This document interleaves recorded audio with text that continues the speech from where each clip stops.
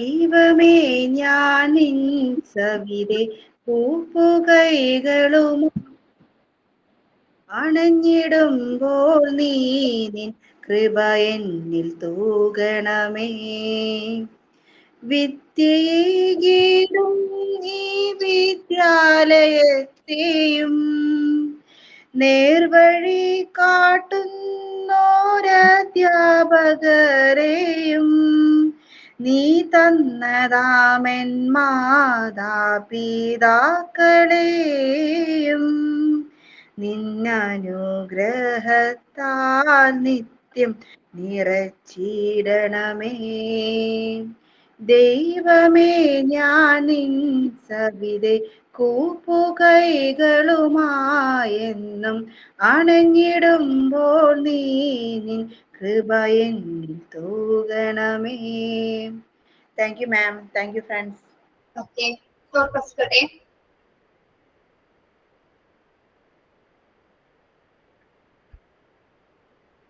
on What You Do Today by Mahatma Gandhi.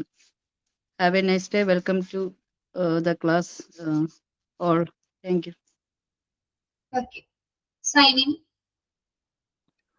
Ma'am signing ഞാൻ പറയാം. ഇന്ന് Mariya Montessori അതിനെക്കുറിച്ചൊരു speech പോലെ ഒരു സൈനിങ് പറയുന്നതിന്റെ കൂട്ടത്തിൽ പറയണേന്ന് ഇന്നലെ അപർണ മിസ് പറഞ്ഞിരുന്നു. Okay, good morning everyone. A warm and heartfelt welcome to our dear Adira Miss and all my dear lovely friends. We are so happy to be here together again. Let this class be filled with learning, happiness and beautiful memories. A short topic about Maria Montessori. Maria Montessori was a famous Italian doctor and educator who created the Montessori method of education. She believed that children learn best when they are free to explore and learn at their own pace. Her teaching method focuses on independence, creativity, and hands-on learning. Instead of just listening to teachers, children actively participate in activities and discover things by themselves. Maria Montessori also believed that every child is unique and should be respected. Her ideas are used in schools all over the world today. Thank you. Okay. Good morning to all. സുഖമാണോ എല്ലാവർക്കും? Good morning, ma'am. Fine. സുഖമാണ് മാം. മാമിന് സുഖല്ലേ? കുഴപ്പമില്ല.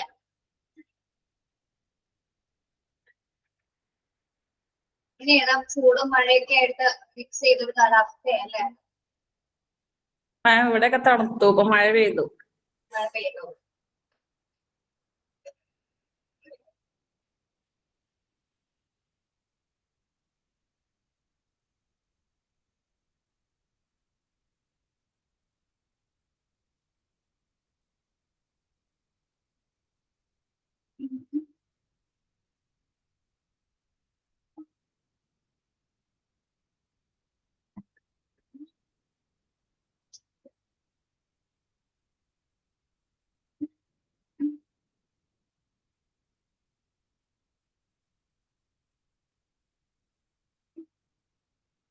PDF കാണാമോ?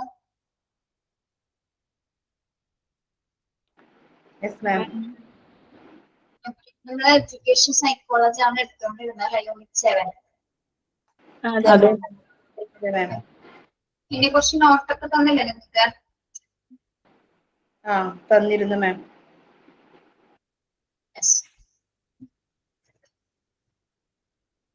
Okay, ഈ education psychology എന്തിനെയാണ് ഏറ്റവും കൂടുതൽ ഫോക്കസ് ചെയ്യുന്നത്? എന്തിനാണ് ഏറ്റവും കൂടുതൽ സൈക്കോളജി അപ്ലൈ അല്ല, എന്തിനെയാണ് ഏറ്റവും കൂടുതൽ ഫോക്കസ് ചെയ്യുന്നത്? എന്തിന് ഡെവലപ്മെന്റ്സ് കൊണ്ടുവരാനാണ് ഫോക്കസ് ചെയ്യുന്നത്? ഹ്യൂമൻ ബിഹേവിയർ ആണോ? എഡ്യൂക്കേഷൻ അല്ലെ? എഡ്യൂക്കേഷൻ ഒരു കുട്ടിയെ സംബന്ധിച്ചിടത്തോളം അവന്റെ ഓൾ റൗണ്ട് പേഴ്സണാലിറ്റിയിൽ ഡെവലപ്മെന്റ്സ് കൊണ്ടുവരാനാണ് എഡ്യൂക്കേഷൻ സൈക്കോളജി മനസ്സിലാക്കാനായിട്ട് പറഞ്ഞു. പ്രത്യേകിച്ച് ഇവിടെ പറയുന്നുണ്ട് games to provide produce attractive changes in a child for the all-round development of his personality. നമ്മൾ ഒരു കുട്ടിയുടെ പേഴ്സണാലിറ്റി, അതായത് അവന്റെ വ്യക്തിത്വത്തിൽ മൊത്തമായിട്ട് അതിന് മോഡിഫിക്കേഷൻസ് കൊണ്ടുവരാൻ പറ്റും. അതായത് അട്രാക്റ്റീവ് ആയിട്ടുള്ള ചേഞ്ചസ് എന്ന് പറയുമ്പോൾ ഏറ്റവും ക്വാളിറ്റി ഉള്ള ചേഞ്ചസ് കുട്ടിയുടെ വ്യക്തിത്വത്തിൽ കൊണ്ടുവരാൻ നമുക്ക് എല്ലാവർക്കും കേൾക്കാൻ പറ്റുന്നുണ്ടോ ക്ലാസ് എടുക്കുന്നത്? വേറെ എന്തെങ്കിലും ശബ്ദങ്ങൾ വന്നിട്ടുണ്ടോ? ഇല്ലല്ലോ. ഇല്ല. No, ma'am.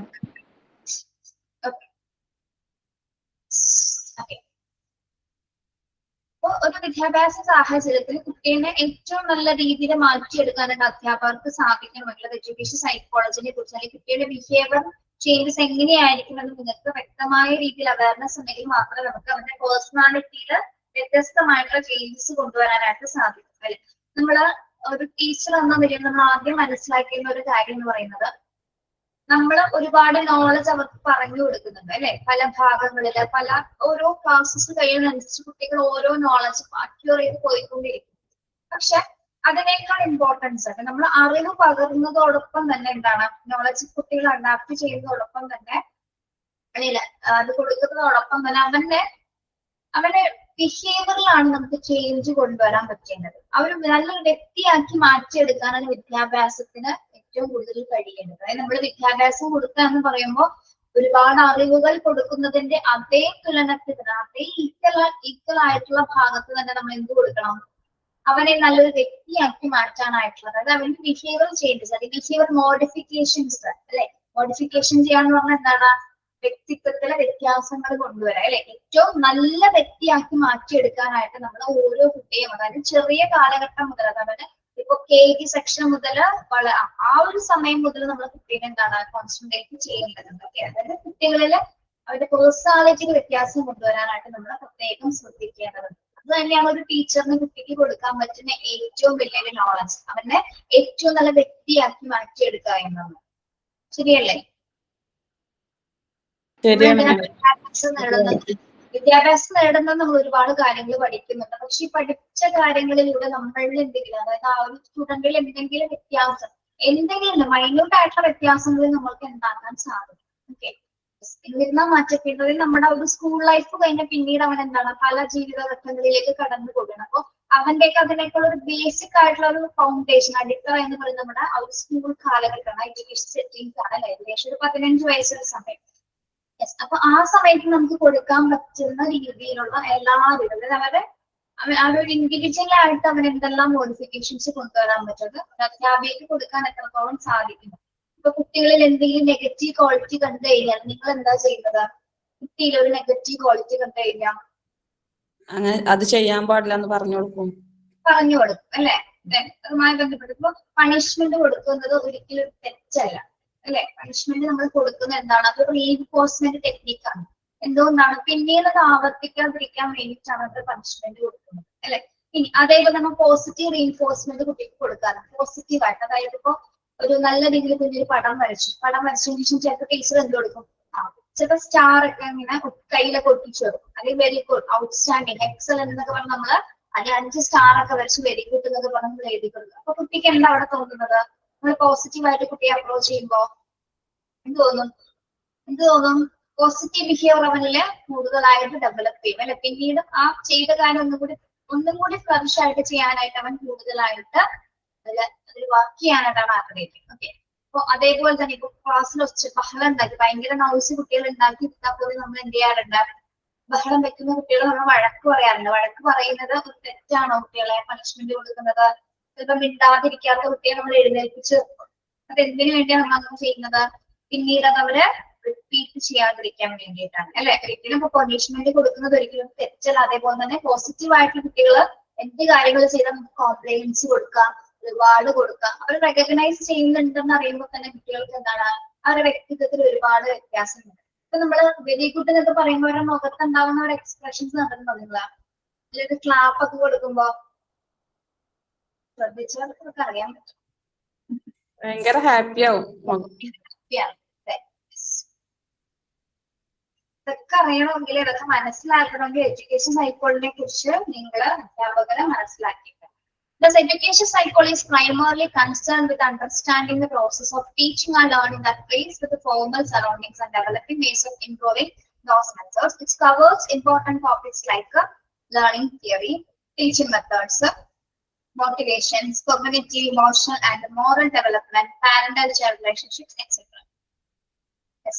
അപ്പൊ നമ്മള് ഈ എഡ്യൂക്കേഷൻ സൈക്കോളജി നമ്മള് ശരിക്കും പറഞ്ഞാല് അധ്യാപകരെയാണ്, അതായത് അധ്യാപകരെ സംബന്ധിച്ചിടത്തോളം അവരുടെ ഒരു ലേണിംഗ് പ്രോസസ്സിനെ ഏറ്റവും ആപ്റ്റ് ആയിട്ടുള്ള രീതിയിൽ നമുക്ക് കൊണ്ടുപോകാനായിട്ട്, അതായത് ഒരു എന്താ പറയാ, പല രീതിയിലുള്ള ടെക്നിക്സുകൾ നമ്മൾ, അതായത് നമ്മുടെ ചുറ്റുപാട് എങ്ങനെയാണോ അതെല്ലാം മനസ്സിലാക്കി, ഒരു കുട്ടിയുടെ ബിഹേവിയർ ഒക്കെ മനസ്സിലാക്കിക്കൊണ്ട് നമുക്ക് അവർക്ക് ആപ്റ്റ് ആയിട്ടുള്ള രീതിയിലുള്ള മെത്തേഡ്സുകൾ ഉപയോഗിച്ചിട്ട് ലേണിംഗ് പ്രോസസ്സ് ഏറ്റവും നല്ല രീതിയിൽ കൊണ്ടുപോകാനാണ് എഡ്യൂക്കേഷൻ സൈക്കോളജി ഏറ്റവും കൂടുതൽ ഹെൽപ്പ് ചെയ്യുന്നത്. ഓക്കെ, അപ്പൊ ഈ ഒരു ഭാഗം നമ്മൾ നോക്കുമ്പോൾ ലേണിംഗ് പ്രോസസ്സ് ഏറ്റവും സിമ്പിൾ ആവും, അല്ലെങ്കിൽ ഭയങ്കര ഇറിറ്റേഷൻ ഒക്കെ, അല്ലെങ്കിൽ നമുക്ക് എന്താ പറയാ, ഭയങ്കര കർശനമായ ഒരു ലേണിംഗ് പ്രോസസ്സിലൂടെയാണ് കുട്ടികൾ പോകുന്നതെങ്കിൽ കുട്ടികൾക്ക് ഭയങ്കര ഡിഫിക്കൽട്ടീസ് അനുഭവപ്പെടുന്നുണ്ട് അല്ലെ.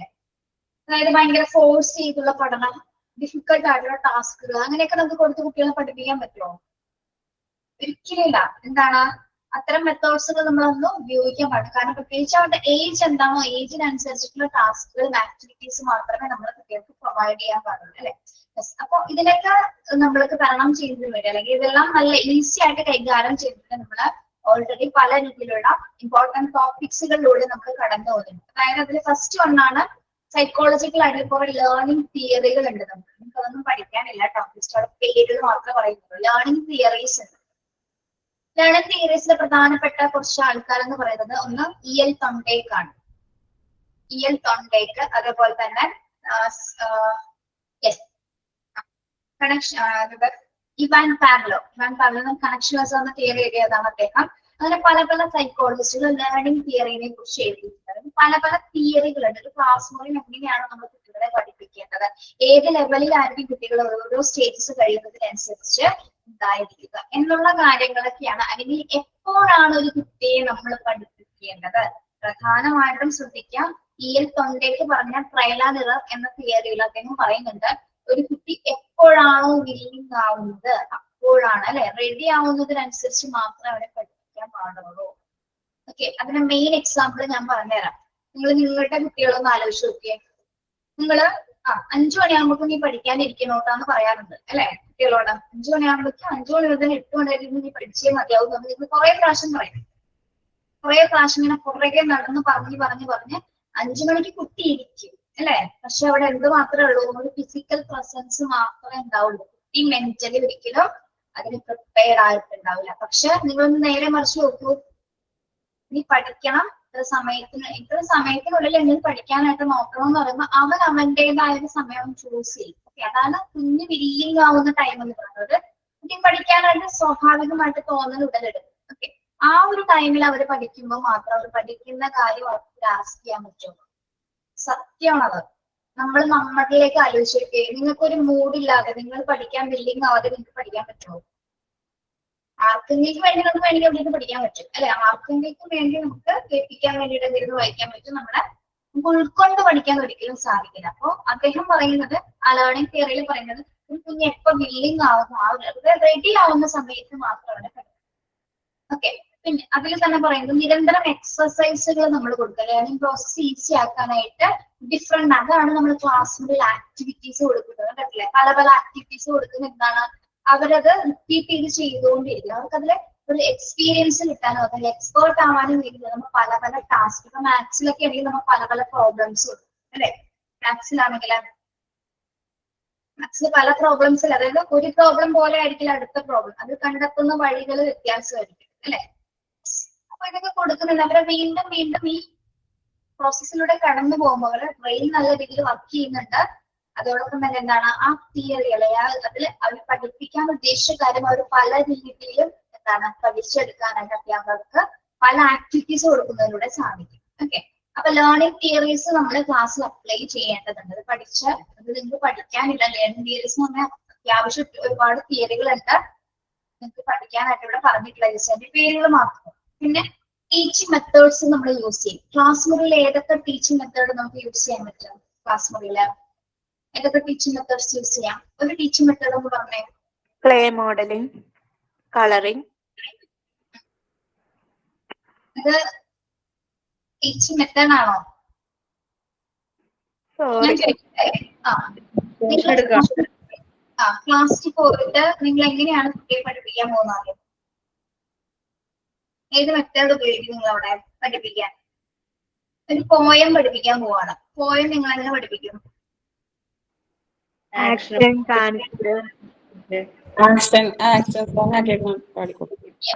പോയം നമ്മള് ആക്ഷൻസിലൂടെ പഠിപ്പിക്കും. ആക്ഷൻ സോങ് ആയിട്ട് നിങ്ങൾ അവിടെ അഭിനയിക്കുക അല്ലേ? നിങ്ങൾ അവിടെ ആക്ടിങ് ചെയ്താണ്. അവിടെ ആക്ടിങ് എന്ന മെത്തേഡാണ് നമ്മൾ ഉപയോഗിച്ചത്. അതേപോലെ ഇനി ചില ടോപ്പിക്ക് നിങ്ങൾ ഒരു കഥ പോലെ പറഞ്ഞു കൊടുക്കും അല്ലെ? ചില ഒരു ടോപ്പിക് ഒരു കണ്ടന്റ് പഠിപ്പിക്കാൻ നിങ്ങൾ കഥ പറയും അല്ലെ? ചിലപ്പോ പോയം തന്നെ നമുക്ക് കഥയിൽ അവതരിപ്പിക്കാൻ പറ്റും. അത് എന്ത് മെത്തേഡാണ്?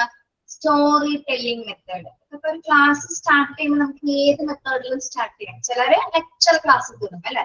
ചിലപ്പോൾ പാരാഗ്രാഫ് സ്റ്റാർട്ട് ചെയ്ത് കൊടുക്കും. ലെക്ചർ ആയിട്ട് ജസ്റ്റ് വേറെ ആക്ടിവിറ്റീസ് ഒന്നുമില്ല, ലെക്ചർ മെത്തേഡിൽ എടുക്കും അല്ലെ? വെറുതെ പറഞ്ഞുകൊണ്ടിരിക്കും. ചിലരെന്താണ് ആക്ഷൻ സോങ്ങിലൂടെ ക്ലാസ് തുടങ്ങും അല്ലെ? ചില ടീച്ചേഴ്സ് എന്താണ് സ്റ്റോറി ടെല്ലിംഗ് മെത്തേഡ്, അതായത് സ്റ്റോറി പറഞ്ഞ് കുട്ടികളെ ആ കണ്ടന്റിനകത്തേക്ക് കൊണ്ടുവരാൻ ശ്രമിക്കും. പോയം സ്റ്റോറി മാത്രമല്ല, പോയത്തിനെ നമുക്കൊരു സ്റ്റോറി രൂപത്തിൽ അവതരിപ്പിക്കാൻ പറ്റും. പോയം അല്ലെ? കവിതകളൊക്കെ നമുക്ക് സ്റ്റോറി രൂപത്തിൽ അവതരിപ്പിക്കാം. സ്റ്റോറി ടെല്ലിംഗ് മെത്തേഡ് ഏറ്റവും നല്ല എഫക്റ്റീവ് മെത്തേഡ്, കുട്ടികൾക്ക് ഏറ്റവും ഇഷ്ടമാണ്. ഓക്കെ, എന്ന് വെച്ചാല് അതിങ്ങനെ അവരെ ഒരു ക്യൂരിയോസിറ്റിയിലേക്ക് കൊണ്ടുപോകും അല്ലെ? അതായത് ടീച്ചർ പറയുന്നതിനനുസരിച്ചിട്ട് ആ കണ്ടന്റിലേക്ക് എത്തുന്നത് വരെയും കുട്ടികൾ ആ കഥയുടെ ഉള്ളിൽ പിടിച്ചെടുത്താൽ നിങ്ങൾക്ക് പറയാം. നിങ്ങൾക്ക് പറയാൻ പറ്റും. അതായത് നിങ്ങൾ കഥ പറയുമ്പോ അത്ര എഫക്റ്റീവ് ആയിട്ട് പറയണം. മനസ്സിലായോ? സ്റ്റോറി ടെല്ലിംഗ് മെത്തേഡ് ആർക്ക് വേണമെങ്കിൽ എടുക്കാൻ പറ്റും. പക്ഷെ പറയുന്ന കഥ കുട്ടിക്ക് മനസ്സിൽ കാണാൻ പറ്റണം, അത് ഇമാജിൻ ചെയ്യാൻ പറ്റണം. ഓക്കെ, അങ്ങനെ പറ്റുന്നുണ്ടെങ്കിൽ നിങ്ങളുടെ കുട്ടികൾക്ക് ഏറ്റവും ഇഷ്ടപ്പെട്ട മെത്തേഡും സ്റ്റോറി ടെല്ലിംഗ് മെത്തേഡിലൂടെ ഒരു ക്ലാസ് സ്റ്റാർട്ട് ചെയ്യുന്നതാണ് അവരുടെ കുട്ടി ഇഷ്ടപ്പെടുന്നത്. ഇനി ചിലത് നമ്മൾ ഡിസ്കഷൻ മെത്തേഡിൽ തുടങ്ങും അല്ലെ? കുട്ടികൾക്ക് ഒരു ടോപ്പിക്സ് കൊടുത്ത് ഡിസ്കഷൻ ചെയ്യാൻ പറയും. അങ്ങനെ ഏത് മെത്തേഡ്സിൽ നമുക്ക് എന്താണ് ഒരു ക്ലാസ് സ്റ്റാർട്ട് ചെയ്യാം. അപ്പൊ നിങ്ങൾക്ക് ആപ്റ്റ് ആയിട്ട് ചൂസ് ചെയ്യാൻ പറ്റുന്ന മെത്തേഡ് ഏതാണോ അതിനനുസരിച്ച് നിങ്ങൾക്ക് ക്ലാസ്സുകൾ എടുക്കാവുന്നതാണ് കേട്ടോ. പിന്നെ മോട്ടിവേഷൻസ്, ക്ലാസ് റൂമിലെ ലേണിംഗ് പ്രോസസ്സിന്റെ ഒപ്പം തന്നെ നമ്മള് കുട്ടികൾക്ക് മോട്ടിവേഷൻസ് കൊടുക്കാറുണ്ട് അല്ലെ? പേഴ്സണൽ ആയിട്ടും അല്ലാതെ അക്കാഡമിക് ആയിട്ടുള്ള കാര്യങ്ങളിൽ നമ്മൾ എത്തി കൊടുക്കുന്നുണ്ട് കുട്ടികൾക്ക് മോട്ടിവേഷൻസ് കൊടുക്കുന്നത്. മോട്ടിവേഷൻസ് കൊടുക്കുന്നതിന്റെ പ്രത്യേകത എന്താ? മോട്ടിവേഷൻ കൊടുത്തു കഴിഞ്ഞാൽ എന്താണ് സംഭവിക്കുന്നത്? മോട്ടിവേഷൻ കൊടുത്താൽ എന്താണ് സംഭവിക്കുന്നത്? ഒന്നുമില്ല, വെറുതെയാണ് അല്ലെ?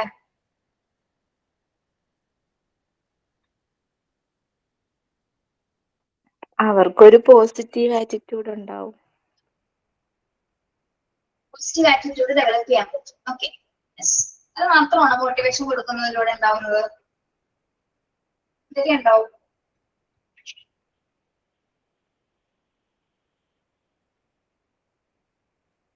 ഞാനൊരു കാര്യം പറയട്ടെ, നിങ്ങള് ഫസ്റ്റ് ക്ലാസ്സിൽ കയറിയപ്പോ തുടങ്ങിയ ആ ഒരു ആക്റ്റീവ്നെസ് നിങ്ങളുടെ കുറെ പേരുടെ പോയിട്ടുണ്ട് കേട്ടോ.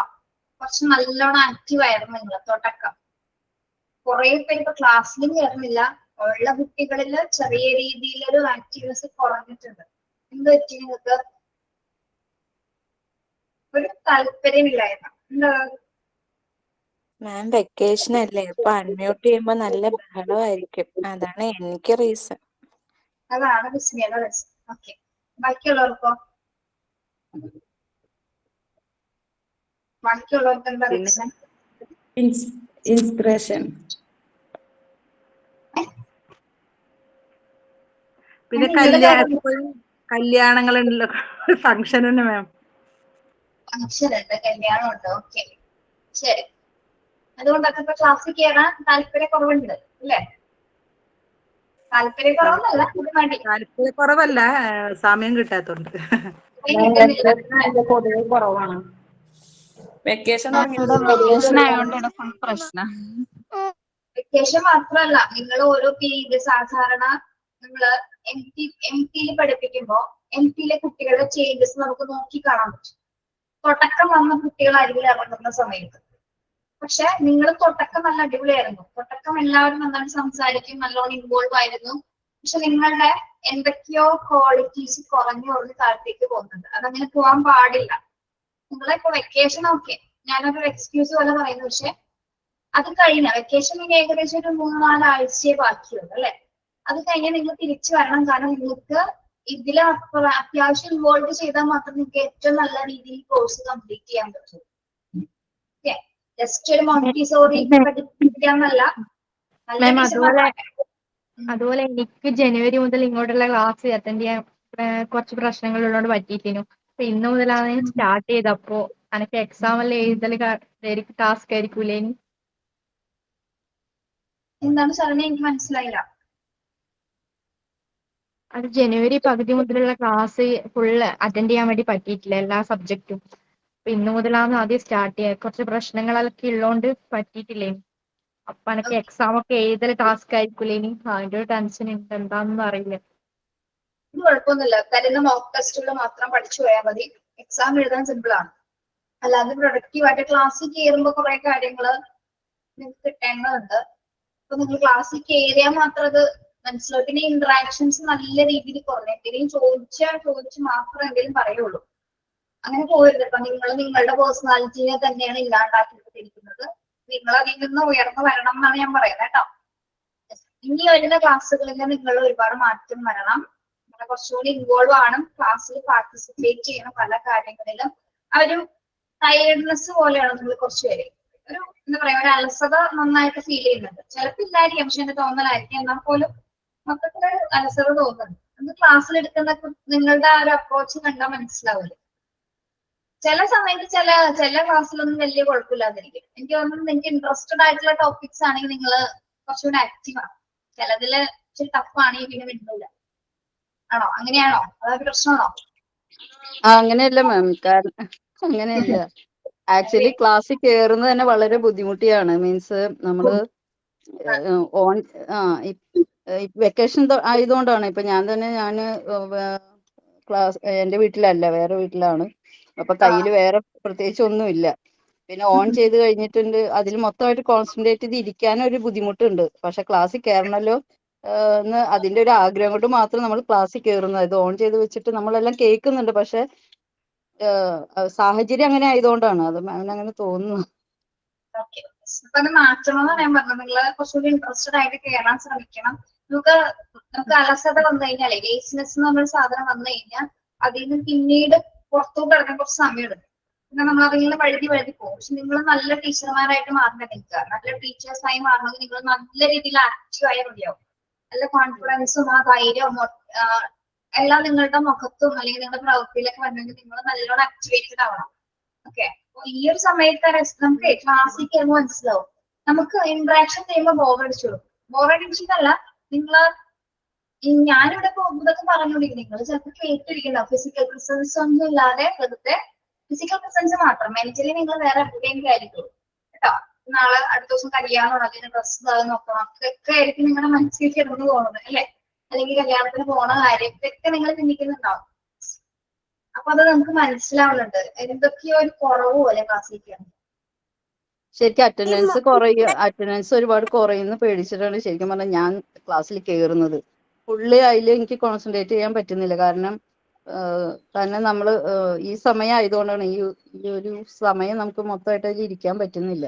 അത് വെക്കേഷൻ ആയതുകൊണ്ടാണ്. അത് നമ്മുടെ റുട്ടീനെല്ലാം ചേഞ്ച് ആയി പോയില്ലേ. നമ്മൾ വെക്കേഷൻ ആകുമ്പോൾ നമ്മൾ കുട്ടികളും ഫാമിലിയും ആയിട്ട് കുറെ സമയം ഈ സമയത്തൊക്കെ നമുക്ക് സ്പെൻഡ് ചെയ്യേണ്ടി വരുക. അത്രയേ ഉള്ളൂ. അല്ലാതെ മടിയൊന്നുമല്ല ശരിക്കും. മടിയോ അലസതയോ അങ്ങനെയൊന്നുമല്ല. ഇതിപ്പോ നമ്മൾ കേറിക്കൊണ്ടിരിക്കുന്ന കുറെ പേര് നമ്മളിപ്പോ കേറാതിരുന്നു, പല കാരണങ്ങൾ കൊണ്ട് നമ്മൾ കേറാതിരുന്നാൽ ഒരുപാട് മീൻസ് അറ്റൻഡൻസ് ഒരുപാട് കുറയും. ഒരു പ്രാവശ്യം 6, 7 വന്നിട്ടുണ്ട്. അതുകൊണ്ടാണ് ഞാൻ ആ സമയം അറ്റ്ലീസ്റ്റ് ഞാൻ ക്ലാസ്സിൽ കയറുന്നത്. അല്ല കേൾക്കുന്നുണ്ട്, പക്ഷെ നമുക്ക് റിയാക്ട് ചെയ്യാനുള്ള ഒരു സാഹചര്യം ശരി, ഇതായിക്കോട്ടെ. ഇപ്പോഴും എഡ്യൂക്കേഷൻ സൈക്കോളജി ജസ്റ്റ് തുടങ്ങിയിട്ടുള്ളൂ. ഇനി ഒരുപാട് കാര്യങ്ങൾ ഇതിൽ പഠിക്കാനുണ്ട്. നിങ്ങൾ വില്ലിംഗ് ആയിട്ടിരിക്കാതെ എനിക്കത് പഠിപ്പിച്ചു തരാൻ ഭയങ്കര ബുദ്ധിമുട്ടാണ്. അതേപോലെ തന്നെ നമ്മുടെ ഗ്രൂപ്പും അങ്ങനെ ആയിരുന്നു. ആദ്യം എന്തൊക്കെ ആയിരുന്നു, മലപ്പുറം കത്തി എന്നൊക്കെ പറഞ്ഞ പോലെ ഇപ്പൊ ഒന്നുമില്ല. അതെ, ശരിയാണ്. പഠിപ്പിക്കുന്ന ടീച്ചേഴ്സിന് അത് തോന്നിയെങ്കിൽ നിങ്ങൾക്ക് മനസ്സിലായിക്കൂടെ? ഓക്കെ, ഇപ്പൊ ഡിഫറെന്റ് ടീച്ചിങ് മെത്തേഡ്സ് നമുക്ക് ക്ലാസ്സിൽ ഉപയോഗിക്കാം. മോട്ടിവേഷൻസ് കൊടുക്കാം. മോട്ടിവേഷൻസ് എന്ന് പറയുമ്പോൾ കോഗ്നിറ്റീവ് അപ്രോച്ചസ് നമ്മൾ മനസ്സിലാക്കി. നിങ്ങളെ കോഗ്നിറ്റീവ് തിയറി പഠിപ്പിച്ചാണോ ബിഷ്മിസ്? പിയാഷോയുടെ തിയറി പഠിപ്പിച്ചാണോ? അത് മീൻസ് വേറൊന്നും കൊണ്ടല്ല, ഒന്നാമത് വെക്കേഷൻ ടൈമല്ലേ, അപ്പൊ ആർക്കും ഉള്ളു തുറന്ന് പിന്നെ പെരുമാറാൻ പറ്റുന്നില്ല. അപ്പൊ ഈ ക്ലാസ് കട്ടാവുമ്പോ എല്ലാവർക്കും ടെൻഷനാ മിസ്സേ, എക്സാം എഴുതാൻ പറ്റുമോ. ഞാനും ഇപ്പൊ ലെഫ്റ്റ് ആയിട്ടുള്ള, ഞാൻ എന്റെ മോളെ ചേർത്താന്ന് വിചാരിച്ചിട്ട് ഇങ്ങനെ നിന്നതാ അടുത്ത ക്ലാസ്സിലേക്ക്. അപ്പൊ എന്നാലും എനിക്ക് നിങ്ങളെല്ലാം ക്ലാസ് മിസ്സാവുമ്പോ ഒരു സങ്കടമുണ്ട്. എന്നാലും ഞാൻ ഇങ്ങനെ കേറിയിട്ട് കേൾക്കുന്നുണ്ട് ക്ലാസ്, ഒന്നും പറയുന്നില്ല എന്നുള്ളു. പറ്റുന്ന പോലെ ചെയ്യുന്നാലും ഒരു എന്താ പറയാ, ക്ലാസ്സിൽ സ്ട്രെങ്ത്തും കുറയുമ്പോഴും ബുദ്ധിമുട്ടാണ് നമുക്ക്. ഇത്രയും സ്ട്രെങ്ത് ഉണ്ടായ ക്ലാസ് ആണ്, ഇത്രയും കുറഞ്ഞു. എന്ത് പറ്റിയെന്ന് അറിയില്ല എന്നിട്ട് പോലും. സ്ട്രെങ്ത്തിന് കുറവൊന്നുമില്ല മിസ്സേ. ആർക്കെങ്കിലും എന്തെങ്കിലും ഒരു പ്രശ്നം വന്നു കഴിഞ്ഞാൽ എല്ലാരും മുന്നിട്ടിട്ട് തന്നെ ഇറങ്ങുന്നുണ്ട്, എല്ലാരും ആക്റ്റീവ് ആകുന്നുണ്ട്, എല്ലാരും എല്ലാം കേൾക്കുന്നുണ്ട്. ആർക്കും പ്രതികരിക്കാനുള്ള സമയമില്ല. കാരണം നമ്മളിപ്പോ കുട്ടികളായിട്ട് നിൽക്കുമ്പോ ഇപ്പൊ മിസ്സിനോട് സംസാരിക്കുമ്പോ കുട്ടികൾ വലിയ അത്ഭുതം പോലെയാ നോക്കുന്നത്. കാരണം നമ്മൾ സ്റ്റുഡന്റ് ആയിട്ടല്ലേ സംസാരിക്കുന്നത്, മിസ് എന്നല്ലേ വിളിച്ചിട്ട്. അപ്പൊ അങ്ങനത്തെ എല്ലാം ഇതുകൊണ്ട് സംസാരിക്കുന്നില്ല എന്നുള്ളൂ. ഓരോ വിചാരം നമുക്കൊന്നും അറിഞ്ഞൂടാ, അവർക്ക് എല്ലാം അറിയുള്ളൂ. കുട്ടികളെ വിചാരല്ലേ, പിന്നെ തിരുത്താനും പോരില്ല. കാര്യമില്ല, പോട്ടെ. ഓക്കെ, അപ്പൊ ഇവിടെ ഈ ഒരു ഭാഗത്ത് പറയുന്നത് എഡ്യൂക്കേഷൻ സൈക്കോളജി പഠിപ്പിക്കുന്നതോടൊപ്പം പല ലേണിംഗ് തിയറീസിലൂടെ പല teaching methods, motivations, cognitive theory, emotion and moral development, അതേപോലെ തന്നെ പാരന്റ് ചൈൽഡ് റിലേഷൻഷിപ്സ്, ഇത്തരം കാര്യങ്ങളെല്ലാം ഇതിൽ കവർ ചെയ്ത് പോകുന്നുണ്ട്. ഓക്കെ, അതായത് രക്ഷകർത്ത ബന്ധം കൂടി എന്താണ് എഡ്യൂക്കേഷൻ സൈക്കോളജിയിൽ നമ്മൾ ഉൾപ്പെടുത്തുന്നത്. കാരണം എന്താണ്, പാരന്റൽ ചൈൽഡ് റിലേഷൻഷിപ്സിനെ കുറിച്ച് അധ്യാപകർ, അതായത് നിങ്ങളുടെ കുട്ടിയുടെ ബാക്ക്ഗ്രൗണ്ട് മീൻസ് പാരന്റൽ ആയിട്ടുള്ള റിലേഷൻഷിപ്സിനെ കുറിച്ച് നിങ്ങൾ അറിഞ്ഞിരിക്കണം. കാരണം അവിടെ നിന്നാണ് പല പ്രശ്നങ്ങളുടെയും തുടക്കം. അല്ലെങ്കിൽ എന്തെങ്കിലും കാരണങ്ങൾ ഉണ്ടെങ്കിൽ ചിലപ്പോ പാരന്റൽ ആയിട്ടുള്ള എന്തെങ്കിലും ഇഷ്യൂസ് അല്ലെങ്കിൽ ഫാമിലി ഇഷ്യൂസിൽ നിന്നാണെങ്കിൽ ചിലപ്പോൾ കുട്ടികൾക്ക് പല പ്രശ്നങ്ങളും ഉണ്ടായിരിക്കും. ടീച്ചേഴ്സിനെ സംബന്ധിച്ചിടത്തോളം നമ്മൾ ആ ഒരു സൈക്കോളജി കൂടി മനസ്സിലാക്കുന്നത്. അതായത് പാരന്റ്സ് ആയിട്ട് നിങ്ങൾക്ക് ക്ലാസ് ടീച്ചേഴ്സിനെ കണ്ടിട്ടില്ലേ, നിങ്ങൾക്ക് നിങ്ങളുടെ കുട്ടികളുടെ ക്ലാസ് ടീച്ചറിനോട് നിങ്ങൾക്ക് നല്ല കോണ്ടാക്ട്സ് ഉണ്ടാവും. നിങ്ങളുടെ കുട്ടിയുടെ ക്ലാസ് ടീച്ചറുമായിട്ട് നിങ്ങൾ പല കാര്യങ്ങളെ കുറിച്ച് സംസാരിക്കും. ഇതിനെ പറ്റി അല്ലെ, ടീച്ചർ പല കാര്യങ്ങളോട് പറയുന്നത് കണ്ടിട്ടില്ല നിങ്ങളാണ്. Yes, okay. ടീച്ചർ ഇങ്ങോട്ട് ചോദ്യമാണ് നമ്മളോട് അപ്രോച്ച് ചെയ്യുന്നതും ആ കുട്ടീനെ ആഴത്തിലേക്ക് പഠിക്കുന്നതിന് വേണ്ടിയിട്ടാണ് നിങ്ങളിലൂടെ അത് പ്രോസസ് നടത്തുന്നത്. നിങ്ങളെ മനസ്സിലാക്കി കഴിഞ്ഞാൽ കുട്ടി എങ്ങനെയായിരിക്കും എന്ന് നമുക്ക് പെട്ടെന്ന് മനസ്സിലാക്കാൻ പറ്റും. ഓക്കെ, പിന്നെ ചില പാരന്റ്സിൽ നിന്നുള്ള പ്രശ്നങ്ങളും ചില കുട്ടികൾക്ക് പല ബിഹേവിയറലായിട്ടും ഫിസിക്കലായിട്ടും പല പ്രോബ്ലംസ് ഉണ്ടാക്കാറുണ്ട്. അപ്പൊ നിങ്ങൾക്ക് ഒരു ക്ലാസ് ടീച്ചറായിട്ട് മാറുന്ന സമയത്ത് പാരന്റ്സ് ആയിട്ടൊരു കണക്ഷൻ ഉണ്ടായിരുന്നത് ഇമ്പോർട്ടന്റ് ആയിരിക്കും. കാരണം നിങ്ങൾക്ക് തന്നെയാണ് അത് ഉപകാരപ്പെടുന്നത്. അതായത് പാരന്റ്സ് നമ്മുടെ കൂടെ ഉണ്ടാവും. കൂടെ ഉണ്ടാവുന്ന രീതിയിലുള്ള റിലേഷൻഷിപ്സ് മെയിൻറ്റെയിൻ ചെയ്യാം, കുട്ടികളെ ഈസി ആയിട്ട് അത് ഹാൻഡിൽ ചെയ്യാൻ പറ്റും. അതൊരു ടെക്നിക്കാണ് കേട്ടോ. ഇനി എഡ്യൂക്കേഷൻ സൈക്കോളജി ടീച്ചേഴ്സിനെ സംബന്ധിച്ചിടത്തോളം കുട്ടികളുടെ എബിലിറ്റീസ് എന്തൊക്കെയാണെന്ന് മനസ്സിലാക്കാൻ, അവർക്ക് എബിലിറ്റീസ് അല്ലെങ്കിൽ എന്തെങ്കിലും വീക്ക്നെസ് ഉണ്ടെങ്കിൽ അത് നമുക്ക് മനസ്സിലാക്കി ആ വീക്ക്നെസ്സിനെയൊക്കെ നമുക്ക് മാറ്റിയെടുക്കാനായിട്ട് നമുക്ക് സാധിക്കും. ഓക്കെ, അതോടൊപ്പം തന്നെ എന്താണ് വീക്ക്നെസ് എന്ന് പറയുമ്പോൾ കുട്ടിയുടെ വീക്ക്നെസ് എന്ന് പറയുമ്പോൾ എന്തൊക്കെ കാര്യങ്ങളായിരിക്കും വരുന്നത്. വീക്ക് ആയിട്ടുള്ള പോയിന്റ്സ് എന്ന് പറയുമ്പോൾ ചിലപ്പോൾ പഠന വൈകല്യങ്ങൾ ഉണ്ടാവും അല്ലെ, ലേണിംഗ് ഡിസബിലിറ്റീസ് ഉള്ള കുട്ടികളുണ്ട്, മറ്റ് ഇഷ്യൂസ് ഉള്ള കുട്ടികളുണ്ട്, ഫിസിക്കൽ ആയിട്ടുള്ള ബുദ്ധിമുട്ടുള്ള കുട്ടികളുണ്ട്. അങ്ങനെ പല പ്രശ്നങ്ങളും നമുക്ക് ഒരു ക്ലാസ് മുറിയിൽ നോക്കിക്കഴിഞ്ഞാൽ കാണാൻ സാധിക്കും അല്ലെ.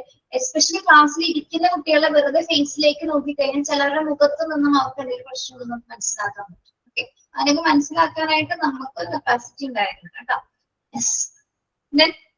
അങ്ങനെ എന്തെങ്കിലും ലേണിംഗ് എബിലിറ്റീസ് പ്രോബ്ലംസ് ഒക്കെ കണ്ടു കഴിഞ്ഞാൽ നമ്മൾ എന്താണ് അത് ഇംപ്രൂവ് ചെയ്യാനുള്ള മെഷേഴ്സ് കുട്ടികൾക്ക് കൊടുക്കുക.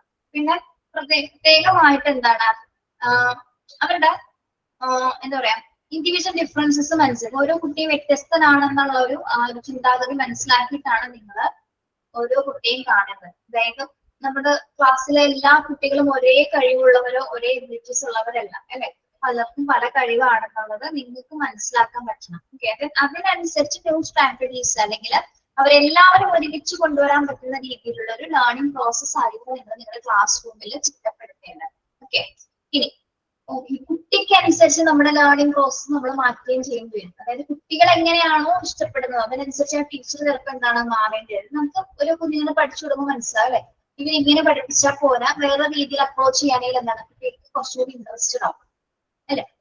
അപ്പൊ ആ ഒരു ക്രിയേറ്റീവ് ആയിട്ടുള്ള വേസിലൊക്കെ ക്ലാസ് കൊണ്ടുപോകാനായിട്ട് പല പല ടീച്ചിങ് മെത്തേഡ്സും അല്ലെങ്കിൽ നല്ലൊരു ചുറ്റുപാട്, നല്ല ക്ലാസ് മുറി തന്നെ അല്ലെങ്കിൽ ക്ലാസ്സിലിരിക്കുന്ന ചുറ്റുപാട് തന്നെ ഏറ്റവും അനുയോജ്യമായ രീതിയിൽ നമ്മൾ കുട്ടികൾക്ക് കൊടുക്കുകയാണെങ്കിൽ കുട്ടികളുടെ ക്ലാസ് ലഭിക്കും. നിങ്ങൾ പറയുന്ന കാര്യങ്ങൾ ഏറ്റവും നല്ല രീതിയിൽ അവര് അത് കേട്ടിരിക്കുകയും ചെയ്യും. അപ്പോൾ എല്ലാവർക്കും ഒരേപോലുള്ള ഒരു വിദ്യാഭ്യാസം നമുക്ക് അല്ലെങ്കിൽ ഒരേ രീതിയിലുള്ള അവയർനെസ്സും അറിവും നമുക്ക് ഒരേപോലെ തന്നെ കൊടുക്കാനായിട്ട് സാധിക്കും. കുട്ടികളുടെ ഇഷ്ടം എന്താണ്, അവരുടെ വീക്ക്നെസ് എന്താണ്, അവരുടെ എബിലിറ്റി എന്താണെന്ന് നിങ്ങൾക്ക് സ്ട്രെങ്ത് ആൻഡ് വീക്ക്നെസ് നിങ്ങൾക്ക് അറിയാൻ പറ്റണം. ഓക്കെ, അത് അറിഞ്ഞു കഴിഞ്ഞാൽ നമുക്ക് സിമ്പിൾ ആയിട്ട് ഈ ഒരു പ്രൊഫഷനെ കൊണ്ടുപോകാൻ പറ്റും. ഓക്കെ, പാരഗ്രാഫ് ഒക്കെ ഞാൻ ബ്രീഫ് ചെയ്ത് പറഞ്ഞു പോണേ കേട്ടോ. Then the education psychologist studies individual differences of students and devises special education programs for students' exclusive needs. ഇനി നമുക്കറിയാം, നമ്മൾ എല്ലാവരും ഓരോ നോർമൽ സ്കൂളിലാണ് പഠിക്കുന്നത്. എല്ലാവർക്കും നോർമൽ എഡ്യൂക്കേഷൻസ് ആണോ നമ്മൾ പ്രൊവൈഡ് ചെയ്യുന്നത്? എല്ലാ സ്കൂളുകളും നോർമൽ സ്കൂളുകളാണോ? ആണോ? അല്ല, സ്പെഷ്യൽ എഡ്യൂക്കേഷൻസ് കൊടുക്കേണ്ട കുറെ സ്കൂളുകളുണ്ട് അല്ലെ? അത് ആർക്കാണ് നമ്മൾ സ്പെഷ്യൽ എഡ്യൂക്കേഷൻസ് കൊടുക്കുന്നത്? എങ്ങനെയുള്ള കുട്ടികൾക്കാണ് സ്പെഷ്യൽ എഡ്യൂക്കേഷൻ കൊടുക്കുന്നത്? എങ്ങനെയുള്ള കുട്ടികൾക്കാണ്? ഡിസബിലിറ്റീസ് ഉള്ള എന്തെങ്കിലും കുട്ടികൾക്ക് നമ്മൾ എന്താണ്, അതായത് അവരുടെ ആവശ്യകത, അവരുടെ പോരായ്മകൾ എന്താണ്, അവരുടെ ആവശ്യം എന്താണ്, അതിന് അനുയോജ്യമായ രീതിയിലുള്ള പഠനം അല്ലെങ്കിൽ ക്ലാസ്സുകളിൽ നമ്മൾ പ്രധാനം. പ്രത്യേകിച്ച് സ്പെഷ്യൽ എഡ്യൂക്കേറ്റേഴ്സ് അല്ലെങ്കിൽ ഇനി ഡിസേബിൾ ആയിട്ടുള്ള കുട്ടികളെ നമ്മൾ നോർമൽ കുട്ടികളെ പഠിപ്പിക്കുന്നത് പോലെയല്ല അല്ലെ? അത് വേറൊരു സർവീസസ് ആണ്, വേറൊരു രീതിയിലുള്ള ഒരു പഠനമാണ്. അതായത് ആ കുട്ടികളുടെ പ്രത്യേക പോരായ്മകൾ എന്തൊക്കെയാണെന്ന് കണ്ടെത്തിയതിനു ശേഷം അവർക്ക് വേണ്ട സപ്പോർട്ടിങ് ഹാൻഡ്സ് ആണ് ശരിക്കും പറയുന്നത് ഈ സ്പെഷ്യൽ എഡ്യൂക്കേഷൻ കുട്ടികൾക്ക് ടീച്ചേഴ്സ് കൊടുക്കുന്ന സപ്പോർട്ടിങ് ഹാൻഡ്സ് അല്ലെ? എന്നിരുന്നാൽ പോലും അവർക്ക് ചെറിയ കഴിവുണ്ടെങ്കിൽ പോലും എന്താണ്, നമ്മൾ അതിനെ പരിപോഷിപ്പിക്കാൻ ശ്രമിക്കും അല്ലെ? ഇപ്പൊ നമ്മൾ കണ്ടിട്ടില്ലേ, ഇപ്പൊ ഓട്ടിസം ഉള്ള കുട്ടികളെ പഠിക്കുന്ന സ്കൂളുകൾ, ഓട്ടിസം ഉള്ള കുട്ടികളെ കണ്ടിട്ടില്ലേ? പക്ഷെ ഓട്ടിസം മാത്രമേ അവർക്കുള്ളൂ, പക്ഷെ ഒരുപാട് കഴിവുള്ള കുട്ടികളാണ് അത് അല്ലെ? ഓട്ടിസം വന്ന കുട്ടികള് ക്ലാസിക്കൽ ഡാൻസ് വരെ പഠിച്ച് സ്റ്റേജിൽ പെർഫോം ചെയ്യുന്നുണ്ട്. കണ്ടിട്ടുണ്ടോ നിങ്ങൾ വീഡിയോസ്? അപ്പൊ അവർക്ക് അവരുടെ ഒരു മെന്റലി ആ ഒരു പ്രോബ്ലം മാത്രമേ ഉള്ളൂ, പക്ഷെ എന്താണ്, മറ്റൊരു രീതിയിൽ എന്തുണ്ട്, അവർക്ക് പല കഴിവുകളുള്ള കുട്ടികളാണ്. അപ്പൊ ഈ കഴിവുകളെയാണ് സ്പെഷ്യൽ എഡ്യൂക്കേഷൻ ടീച്ചേഴ്സ് പ്രോത്സാഹിപ്പിക്കുന്നത്. ചിലപ്പോൾ അവൻ ഏറ്റവും നന്നായിട്ട് പടം വരയ്ക്കുന്നതായിരിക്കും, പാട്ട് പാടുന്ന കുട്ടികളുണ്ട്, അഭിനയിക്കുന്ന കുട്ടികളുണ്ട്, പല ആക്ടേഴ്സിനൊക്കെ അഭിനയിക്കുന്ന ഓട്ടിസം ബാധിച്ച കുട്ടികൾ നമ്മൾ കണ്ടിട്ടുണ്ട് അല്ലെ? അതുകൊണ്ട് നല്ലോണം അഭിനയിക്കാൻ പറ്റും. ഒരുപാട് പ്രൈസ് ഒക്കെ വാങ്ങിയിട്ടുണ്ടായി. ആൾക്ക് എന്താണ് ഇതന്നെ ബുദ്ധിമാന്ദ്യം. Okay, yes. ഇപ്പൊ നമ്മുടെ ഭൂമിയിൽ അങ്ങനെ പല പല രീതിയിൽ കാറ്റഗറൈസ് ചെയ്തിട്ടാണ് മനുഷ്യരെ വിട്ടിരിക്കുന്നത്. അതൊരിക്കലും ഒരു പോരായ്മയായിട്ട് ആരും കാണണ്ട. മനുഷ്യരുടെ ഒരു കാറ്റഗറിയിൽ കുറച്ചുപേര് അങ്ങനെയാണ്, കുറച്ചുപേര് എങ്ങനെയാണ്. നമ്മൾ അങ്ങനെ കാണുകയാണെങ്കിൽ നമുക്ക് ഒരു പ്രശ്നമില്ല അല്ലെ? അസുഖമുള്ളവരുണ്ട്, അസുഖമില്ലാത്തവരുണ്ട്, നോർമൽ പീപ്പിൾ ഉണ്ട്, ഭയങ്കര കഷ്ടതകൾ അനുഭവിക്കും. ഇങ്ങനെ മനുഷ്യനെ പല രീതിയിലാണ് ദൈവം ഇങ്ങനെ പഠിച്ചു വിട്ടിരിക്കുന്നത് അല്ലെ? നമ്മൾ അങ്ങനെ വിചാരിച്ചു കഴിഞ്ഞാൽ അതൊന്നും ഒരു പ്രശ്നമില്ല. കാറ്റഗറി ഉള്ള ആൾക്കാർ അല്ലെ? എന്റെ ഉപ്പാക്ക് സംസാരിക്കാനുള്ള ശേഷിയില്ല. ശേഷിയില്ല, ഓക്കെ. പക്ഷെ ഇപ്പൊ നിങ്ങളോട് സംസാരിക്കാറില്ലേ? ആക്ഷൻ കൈകൊണ്ട്.